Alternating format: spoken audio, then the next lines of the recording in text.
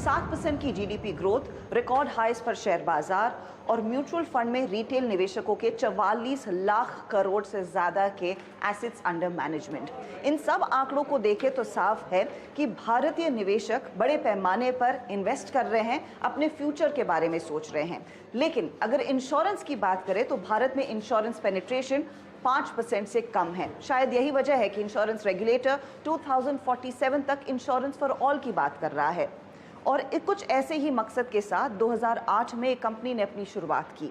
आगे चलकर ये एक बड़ा यूनिकॉर्न बना, स्टार्टअप इकोसिस्टम का पोस्टर बॉय बना और आज ये एक लिस्टेड एंटिटी है। जी हाँ, मैं बात कर रही हूँ पीबी फिनटेक या फिर policybazaar.com की।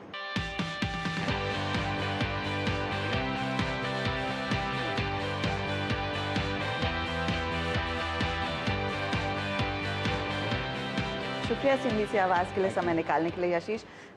इनफैक्ट जब मुझे लगा कि आपसे आकर अब बात करनी चाहिए, क्योंकि पिछले कुछ महीनों से चाहे वो रिटेल ब्रोकर्स हों, चाहे वो म्यूचुअल फंड्स हों या फिर FIIs हो, सबके ज़ुबान से मुझे सुनाई दिया है कि हम पीबी फिनटेक का शेयर खरीद रहे हैं।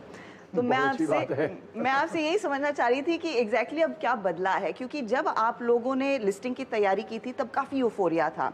उसके बाद लिस्टिंग भी बहुत शानदार हुई, फिर एक लल पीरियड आया जहां पर रिटेल निवेशकों की दिल की धड़कनें रुक गई कि हमने किस स्टॉक में पैसा लगाया। कंसिडरिंग 356 तक का प्राइस देखा था, वहां से रिकवरी देखने को मिली है। अब क्योंकि इतने सारे लोग कह रहे हैं कि पीबी फिनटेक के शेयर में पैसा लगाना चाहिए या फिर रुचि दिखा रहे हैं, क्या मार्केट आपके बिजनेस को अब समझने लगा है? आई थिंक धीरे धीरे हो सकता है समझने लगे हों। मुझे लगता है 1-1.5 साल और लगेगा पूरी तरह समझने में। हमारे बिज़नेस में कुछ नहीं बदला है। देखिए, एक बात तो है कि 2021 जब हमारा IPO हुआ था, वो एक ग्लोबली एक यूफोरिया का टाइम था, जब दुनिया भर में सारे स्टॉक्स ऊंचाइयों पे टच हो रहे थे। तो हम लोग उसको बहुत ज़्यादा कंट्रोल नहीं कर सकते और मेरे हिसाब से वो एक दौर था और बीच में भी अलग अलग दौर आए हैं। बट हमारी कंपनी के बारे में हमने कहा है वो काफ़ी क्लियर रहा है और उसमें कोई बदलाव नहीं हुआ है। वो जो हम तब बोल रहे थे वही हम अब बोल रहे हैं। बट हाँ, तब हम ये, अगर आप कंपनी का साइज़ देखें तो उस टाइम पे शायद हम 6,000 करोड़ प्रीमियम करते थे, अब हम शायद 15-16 हज़ार करोड़ कर रहे हैं। तो हाँ, कंपनी बढ़ गई है। बड़ा बदलाव तो आया है। बदलाव आया है, लेकिन वो बदलाव तो हम कह रहे थे कि वो आएगा। तो ऐसा नहीं है कि मतलब कुछ अनएक्सपेक्टेड हुआ है। आई थिंक कंपनी जो कह रही थी उस पर डिलीवर कर रही है और करती रहेगी। और मेरे हिसाब से वही एक बड़ी चीज़ होती है पब्लिक मार्केट्स में कि लोग देखें कि जो आप कह रहे हो वो आप करते हो कि नहीं। आई थिंक उस समय ये लग रहा था कि भाई जो ये कह रहे हैं शायद ये करेंगे ही नहीं, लेकिन धीरे धीरे शायद लोगों को कॉन्फिडेंस आ रहा है कि नहीं भाई, ये जो कह रहे थे वो तो सही कह रहे थे, गलत तो नहीं कह रहे थे। और उसके कारण आई थिंक थोड़ा बहुत ठीक होने लगा है प्राइस। जब पीबी फिनटेक, पेटीएम, जोमेटो सब ये लिस्ट हुई थी और उसके बाद वो झटका लगा था जब इशू प्राइस के नीचे सारे स्टॉक्स गए थे, तब मार्केट वेटरन्स ने कहा कि इन कंपनियों को समझ नहीं आता कि मार्केट में कैसे बिहेव करना है, मार्केट क्या सुनना चाहता है। ये गेम एकदम अलग है। क्या आपको वाकई में लगता है ये गेम अलग है लिस्टेड एंटिटी होने के नाते? आई थिंक लिस्टेड एंटिटीज़ में ना एक बात मुझे समझ में आई, जो कि देखिए, जो एक प्राइवेट इन्वेस्टर होता है ना, वो एक कंपनी के साथ काफ़ी टाइम लगाता है, 6-8 महीने डिलिजेंस करता है, मैनेजमेंट से मिलता है, बहुत ज़्यादा एफर्ट लगाता है समझने में एक कंपनी को अपना पैसा लगाने से पहले। जबकि पब्लिक मार्केट्स में हम ज़्यादातर अपने इन्वेस्टर से जब मिलते भी हैं तो आप मिलेंगे आधे घंटे के लिए, 1 घंटे के लिए, वो कितना समझ पाएंगे। तो वो थोड़ा सा मॉडलिंग पे ज़्यादा डिपेंड करते हैं।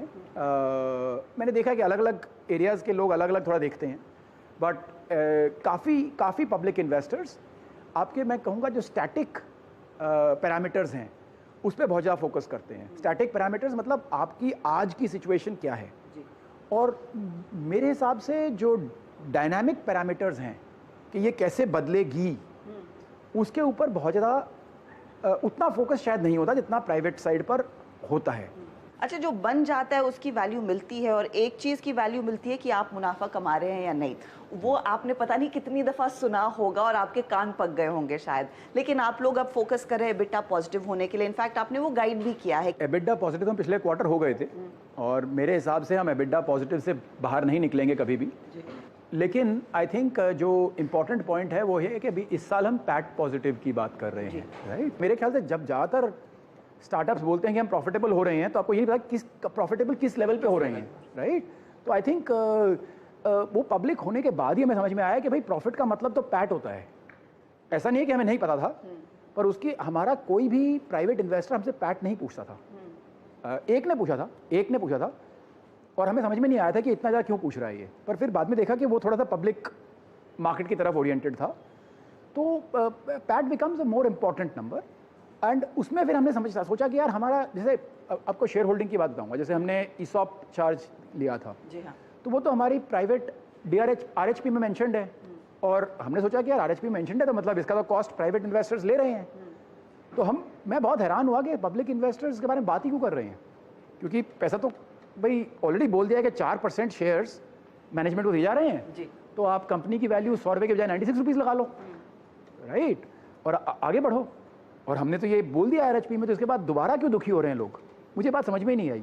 पर फिर समझ में आया कि भाई आप इस साल 600 करोड़ रुपए हिट ले रहे हो जी, जो कि मेरे लिए एक नोशनल हिट था, करेक्ट। क्योंकि आज भी मेरी शेयर प्राइस जहाँ है और जिस प्राइस पे मैं वो हिट ले रहा हूँ वो अलग अलग हैं, तो मेरे लिए वो एक नोशनल हिट था। पर समझ में आया कि नहीं, मार्केट तो देखेगा। तो फिर मैंने कहा कि चलो कोई बात नहीं है, तो 2-4 साल में चला जाएगा, तो फिर क्या मार्केट को भूल भी जाएगा। वो एक तरह से हमारे से सिमिलर बिहेवियर एक्सपेक्ट कर रहे थे, वो थोड़ा सा मुश्किल था। और आई थिंक उन लोगों को भी धीरे धीरे समझ में आया है कि मतलब लोग जो कह रहे हैं वही कर रहे हैं और कॉन्फिडेंस बनता है उससे। और अब बिजनेस पर फोकस है। और एक चीज जो आप लोगों ने कही है कि 2027 अभी भी बिजनेस पे फोकस नहीं आया है। नहीं आया है? नहीं, मार्केट का अभी तक बिजनेस पे फोकस नहीं आया तो है। आपको लग रहा है वो ईसॉप में ही फंसे हुए हैं? नहीं, नंबर्स पे फोकस्ड हैं, हाँ, but see numbers and business are different. Okay.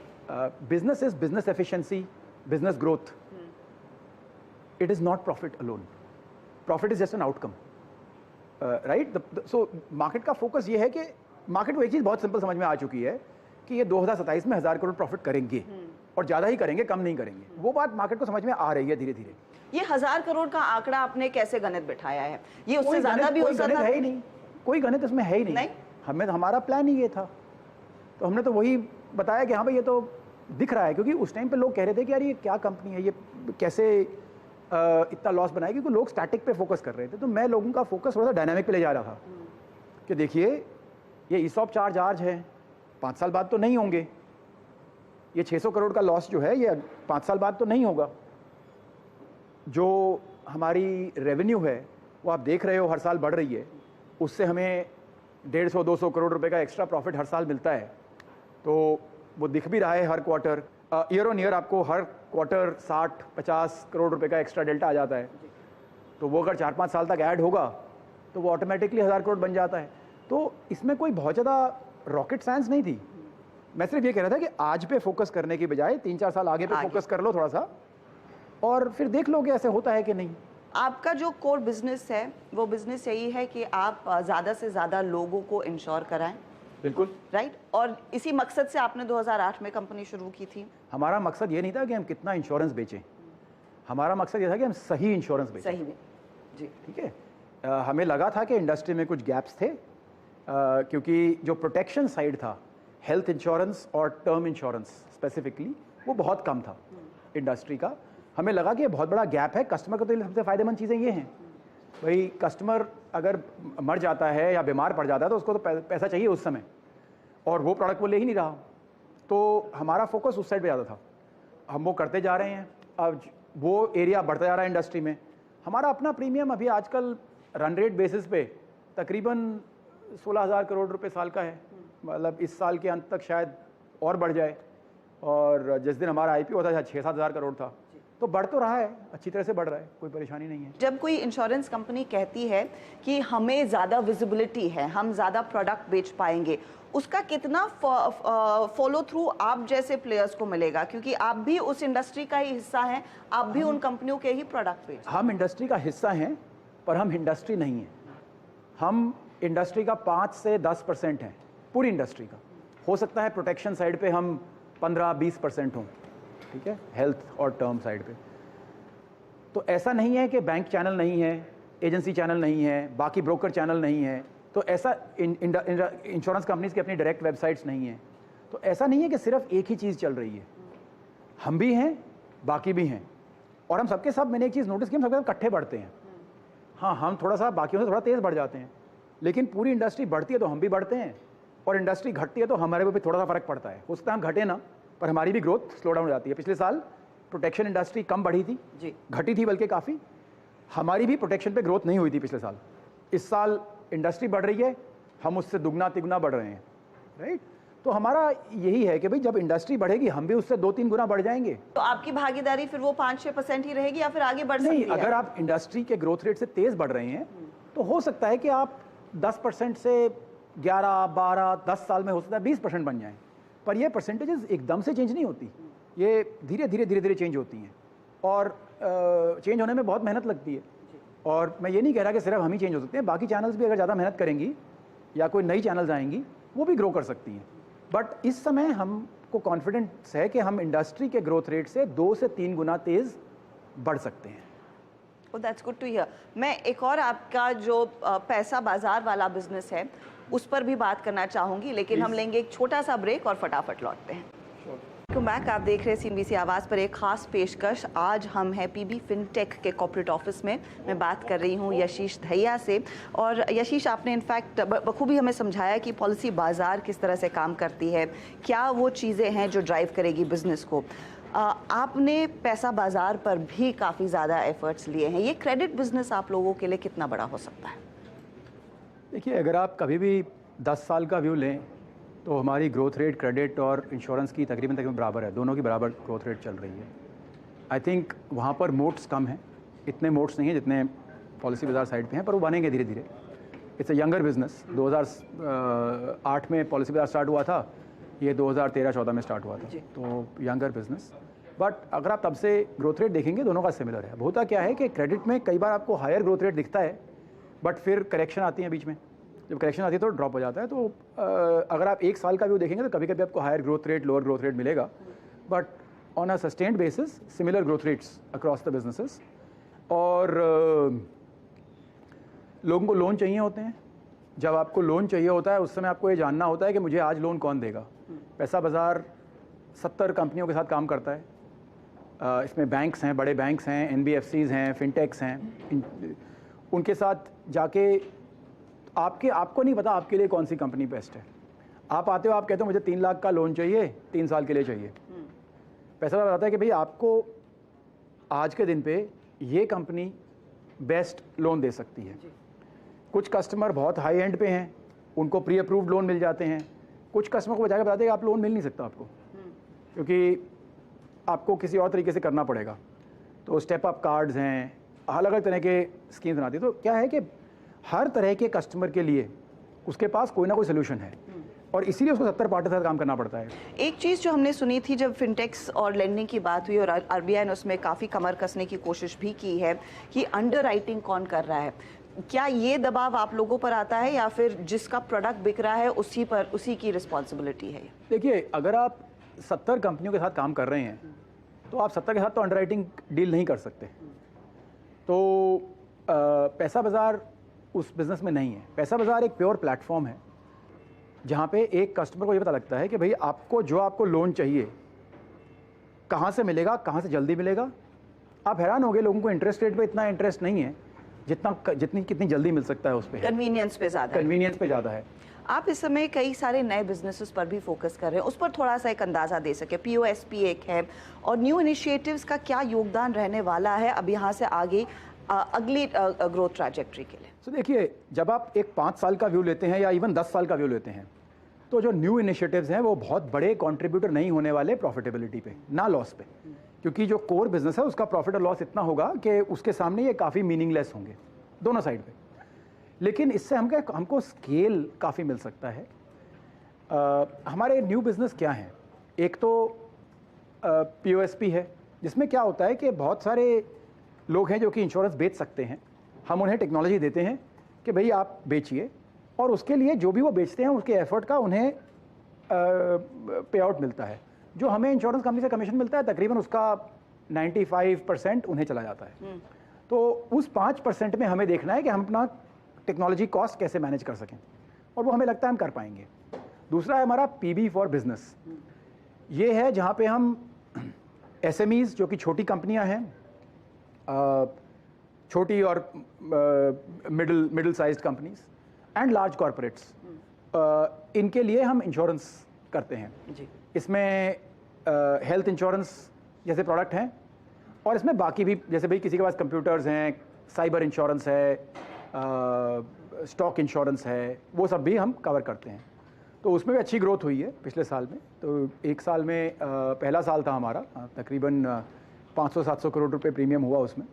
हमें लगता है कि ये जो सेगमेंट्स हम ग्रो कर रहे हैं इनमें हमें ओवरऑल स्केल ज़्यादा मिल जाता है, जिसकी वजह से हमारे जो सप्लायर का बिजनेस है उस पर हम ज़्यादा इफेक्ट कर सकते हैं। क्योंकि अगर आप एक ही काम करेंगे तो आप इतना ही कर सकते हैं। अगर आपको उनके साथ दुगना तिगुना काम करना है तो उससे आप उनको अच्छा लगता है कि भाई हमारे लिए ये कंपनी 100 करोड़ 500 करोड़ प्रीमियम कर रही है, इसकी बजाय कि ये कंपनी हमारे लिए 60 करोड़ प्रीमियम कर रही है। तो स्केल का फ़ायदा होता है। इंश्योरेंस कंपनी भी ज़्यादा टाइम लगा सकती है हमारे साथ, तो हमें उसमें फ़ायदा है। यशीश, लगभग 15 साल आप इस बिज़नेस में, और आपने कितना इस इंश्योरेंस के प्रति जागरूकता को इवॉल्व होते देखा है? क्योंकि इन 15 सालों में लोगों की जागरूकता बढ़ी है, फाइनेंशियल एजुकेशन बढ़ा है। हम देख रहे हैं वो नंबर्स शेयर बाजार में या फिर म्यूचुअल फंड इन्वेस्टमेंट में आ रहे हैं, लेकिन इंश्योरेंस के प्रति कितना इंटरेस्ट बढ़ा है? देखिए, जब आप म्यूचुअल फंड में इन्वेस्ट करते हैं आपको कुछ पैसा वापस मिलता है, जब आप फिक्स डिपॉजिट में इन्वेस्ट करते हैं आपको पैसा वापस मिलता है।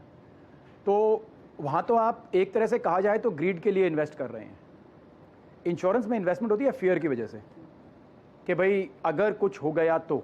लोगों को बुरा लगता है 10,000 रुपये या 20,000 रुपये या 1,500 रुपये महीने का खर्च करते हुए, पर उन्हें लगता है कि शायद मेरे साथ कुछ नहीं होगा। अच्छी बात है सोचना, लेकिन ये सोच हमें बदलनी पड़ेगी, क्योंकि स्टैटिस्टिकली किसी के साथ तो हो रहा है ना। आर्ग्यूमेंट से, एक लेटर से कि हर महीने 1% लोग हॉस्पिटल जाते हैं। अब ये तो किसको पता है कि अगले महीने कौन जाने वाला है, मैं या आप या कोई और, किसको पता है, राइट? तो ये सोचना कि मैं तो होऊंगा ही नहीं, ये सोच गलत है। तो फिर मैं अज्यूम कर रही हूँ कि यहाँ पर जो जितने भी लोग बैठे हैं पॉलिसी बाजार की, कितने लोगों ने ले रखा है भाई कॉर्पोरेट कवरेज के साथ साथ हेल्थ इंश्योरेंस? कितने लोगों ने हेल्थ इंश्योरेंस ले रखा है अपना खुद का, कॉर्पोरेट वाला नहीं? चलो आई एम ग्लैड यार, 70%, 70-80% तो है, 80% के करीब है। नहीं, बहुत बड़ी बात है, क्योंकि दैट मीन्स उन लोगों ने अपनी जेब से 10,000 20,000 रुपये निकाल के दिए हैं हर साल। और आप इन लोगों की शक्लें देखे, कोई ऐसा नहीं दिख रहा है जो कि मतलब कल सवेरे ही हॉस्पिटल जाने वाला हो। हाँ, पर वो खुद ये सोच के ले रहे हैं जी। तो इसका मतलब ये है कि औरों को भी लेनी चाहिए। भाई ये लोग तो यहाँ पे काम कर रहे हैं, अगर ये लोग ले रहे हैं तो मतलब शायद बाकी को भी लेनी चाहिए। हाँ, वही मेरे पूछने का मकसद यही था। बख्शी सर एक बात बोलते थे, जो ICICI बैंक के हेड हैं, कि वही प्रोडक्ट बेचो जो खुद खरीदने को भी तैयार हो। ठीक है, अब देख रहे हो यहाँ तो वो अगर 70-80% लोग ले रहे हैं तो शायद औरों को भी लेने चाहिए। आप लोगों ने मेहनत की है, उस पर दिख रहा है, वो काफी एविडेंट है। मेहनत लगती है, क्योंकि ऐसा नहीं है कि बाकियों ने कोशिश नहीं की, बहुत लोगों ने कोशिश की है। और इसलिए नहीं हो रहा कि हमारे पास कोई जादुई छड़ी है। ये काम असलियत में काफ़ी मुश्किल है, अब इसीलिए बाकियों से नहीं हो पा रहा। और अगर होगा तो बहुत अच्छी बात है कि उससे इंश्योरेंस और बढ़ेगा। भाई अगर 80% लोगों ने नहीं रखा, अगर वो 80%, 60%, 40%, 30% हो जाए तो ये सोचो कितने सारे लोगों के घर जो हैं वो ठीक रहेंगे। तो जब आप कहते हैं कि बाकियों से नहीं हो पा रहा, तो कंपटीशन का इतना खतरा नहीं है पॉलिसी बाजार को? देखिए, दो तरह है, क्योंकि दूसरे प्लेयर्स आ रहे हैं इस बिजनेस में। जियो भी आ जाएगा, दूसरी कंपनियां भी इंश्योरेंस बेचना चाह रही हैं, बीमा सुगम की बात हो रही है। देखिए, सबसे बड़े डिस्ट्रीब्यूटर हैं इस समय वो बैंक्स हैं। Second biggest distributors auto manufacturers हैं, और ये लोग बहुत बड़े स्केल पे हैं। मुझे हैरानी होती है कि जब हम बात करते हैं कंपटीशन की, हम इनकी बात नहीं करते, आप जैसे सिमिलर मॉडल्स की बात करते हैं। हाँ, मतलब ऐसा थोड़ा ना कि सबको एक ही तरह से काम करना है। आई थिंक बहुत स्कोप है मार्केट में, और अभी भी हमारे से बहुत बड़े बड़े प्लेयर्स हैं। कम से कम 3-4 बैंक हैं जो कि हमारे से ज़्यादा इंश्योरेंस बेचते हैं, तो हमारे को ग्रोथ के लिए काफ़ी पोटेंशियल है। और बाकी फ्यूचर तो कोई नहीं बोल सकता फ्यूचर में क्या होने वाला है। क्योंकि आपने एक बहुत ब्यूटीफुल ट्रांजिशन देखा है from a unicorn to a listed company. थोड़ा सा पेन बीच में आया, विच इज़ अंडरस्टूड, और शायद आगे भी उतार चढ़ाव देखने को मिलेंगे। जो कंपनियां इस समय तैयारी कर रही हैं इस यूनिवर्स का हिस्सा बनने के लिए, चाहे वो इक्सिगो हो, चाहे वो स्विगी हो, चाहे दूसरी कंपनियां हो, उनके लिए आपकी सबसे बड़ी राय क्या रहेगी? आप क्या एडवाइस करेंगे? How should they B preparing for this world of being a listed company? I think अपना काम सिंसियरली करो, बाकी ज़्यादा चिंता मत करो। मैं तो हमेशा बोलता हूँ कि भाई मल्टीपल की चिंता मत करो, बिजनेस की चिंता करो। बिजनेस अच्छा बनेगा तो अपने आप मल्टीपल्स फॉलो करते रहेंगे। तो आई थिंक सेम राय उनकी होगी, उनको होगी कि भाई अपना बी कॉन्फिडेंट कि आपका बिजनेस अच्छा है और बढ़ता चला जाएगा। नहीं तो प्राइवेट में ही रहो, क्योंकि प्राइवेट में तो मतलब हो सकता है 4-5 लोगों का नुकसान हो, भैया पब्लिक में आके लाखों लोगों का नुकसान कर दोगे। तो जब तक आपको अपने बिजनेस पे कॉन्फिडेंस नहीं है तब तक मेरा मानना है कि प्राइवेट रहो। जैसे जैसे समय बीतता गया है, आप लोगों ने एक अच्छा खासा कॉर्पस कैश में भी तैयार किया हुआ है। You are sitting on nearly 5,000 crore plus More of than cash 5,000 now. And we are adding 100 crores every quarter now. Every quarter. तो कोई प्लान है कि इसको कैसे डिप्लॉय करना है? प्लान है, अभी तक वो प्लान पब्लिक नहीं किया है, प्लान अभी तक हमारे जहन में ही है बट प्लान ज़रूर है। और जब क्योंकि आप निवेशक की बात कर रहे थे, इट्स एविडेंट कि कुछ और एग्जिट्स आते हुए दिखाई देंगे। Does that worry you at all कि सॉफ्ट बैंक शायद कुछ और स्टेक बेच देगा या फिर टेमासेक कुछ स्टॉक? बिल्कुल हमें बिल्कुल फ़र्क नहीं पड़ता। और हम तो अपने सारे इन्वेस्टर्स को बोलते हैं कि भाई जिसने बेचना हो बेचो प्लीज़, और जिसने रहना हो रहो। जो रहेगा उसको फ़ायदा होगा, जो बेचेगा उसको मेरे हिसाब से गलत होगा, बट मर्ज़ी है। और हम सबको बहुत ग्रेटफुल हैं कि उन्होंने हमारे में किसी समय तो बिलीव किया। भाई किसी को कुछ तो होगा ही ना, जिसने 2 रुपये लगाए हमारे साथ, कुछ तो सोच के लगाए। प्रॉफिट कभी ना कभी बुक करेंगे, कभी ना कभी। जो पेशेंट रहेंगे मेरे ख्याल से ठीक रहेगा।